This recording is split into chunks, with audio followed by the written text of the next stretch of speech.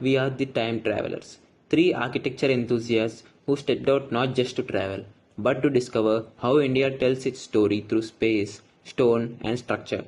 Over 47 unforgettable days, we crossed states, climbed hills, stood before wonders, and wandered through centuries of design, from ancient temples to silent forts, from natural bridges to royal palaces. Every structure we saw wasn't just built, it was lived in, ruled from, or remembered. And behind each of them was a story we were eager to uncover, and now we are here to share it. Our first stop was at Puri Jagannath Temple in Odisha. This temple welcomed us with the mystery of its flag and shadow. How can a flag even fly opposite to the wind? How can the dome cast no shadow? No signs, just amazing old architecture. Next came the Konark Sun Temple, a chariot of the sun god with 12 wheels and 7 horses, all carved from stone. Even a stone timekeeper was hidden in those carvings. We also visited Udaygiri and Kandagiri caves, the places where the Jain monks once lived. It was quite simple and peaceful. These caves were carved by hand in 2nd century BCE, which is truly timeless. Our next stop was West Bengal, a place where buildings reflect deep art and tradition. We began with the Dakshineshwar temple, which is built in Navaratna style. Its curved roofs looked just like traditional Bengali huts, simple and elegant. We also visited the famous Victoria Memorial, a grand white marble structure that mixed British and Mughal styles. Its big domes, wide halls, and fine details made it feel more like a royal palace than a museum. Even though we had limited time here due to travel delays, every moment showed us how Bengali's rich history and architecture still live on those buildings. We traveled to Meghalaya not just to see buildings, but to experience nature's own creations.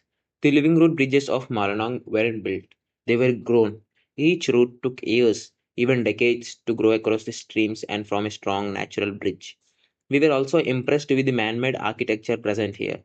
Roads were built along steep hills, and houses are made on strong wooden or concrete stilts to stand on uneven ground and handle heavy rains.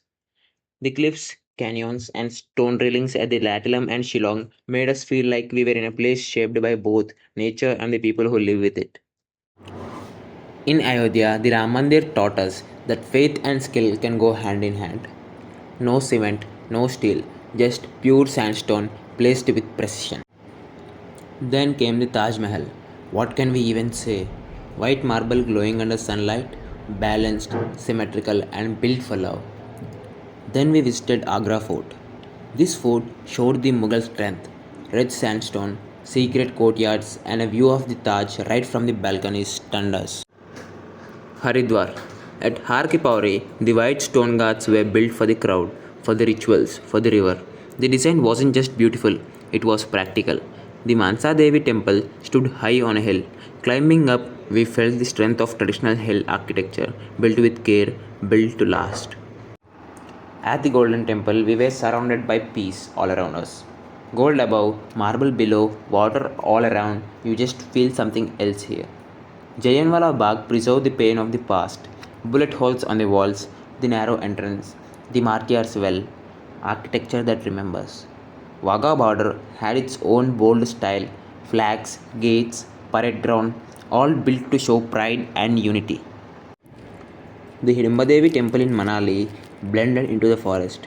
Wooden tires, carvings, and no flashy towers, just perfect with nature. The Naga castle was built without a single nail, earthquake proof, centuries old, and still standing strong. That's architecture with brains. Mumbai welcomed us with the iconic Gateway of India, built with yellow basalt, featuring Indo Islamic arcs and holding memories of colonial arrivals and departures. At Chhatrapati Shivaji Maharaj Terminus, we witnessed a stunning blend of Victorian Gothic architecture and Indian craftsmanship. This UNESCO World Heritage Site isn't just a monument, it's a fully functional railway station alive with daily movement.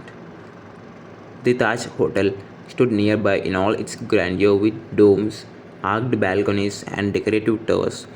In Goa, Portuguese architecture took the spotlight.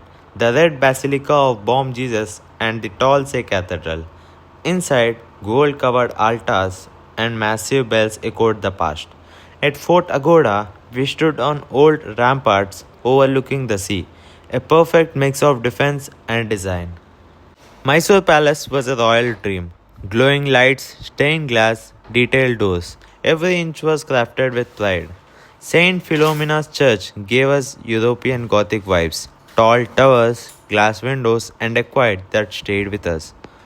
At Coimbatore, the Adiyogi statue, which is 112 feet of steel, calmness, and spirituality. Kerala showed us the Padmanabha Swami temple with long corridors, massive pillars, and a reclining Lord Vishnu so huge that you needed 3 doors to see him. Azimala Shiva temple gave us a cliffside view and a 58-foot tall Shiva facing the sea. Rameshwaram is a grand goodbye. Our last stop, Rameshwaram temple, has the longest corridors we have ever walked. Stone pillars with carvings, peaceful wells, and stories in every corner. In 47 days, we became more than travelers. We became listeners to India's architectural stories. Every carving, dome, and doorway whispered something to us. We saw how people with faith, skill, and love built wonders that stand for centuries. This was not just a trip, this was a time travel through India's soul. We are the time travelers. Thank you for joining us.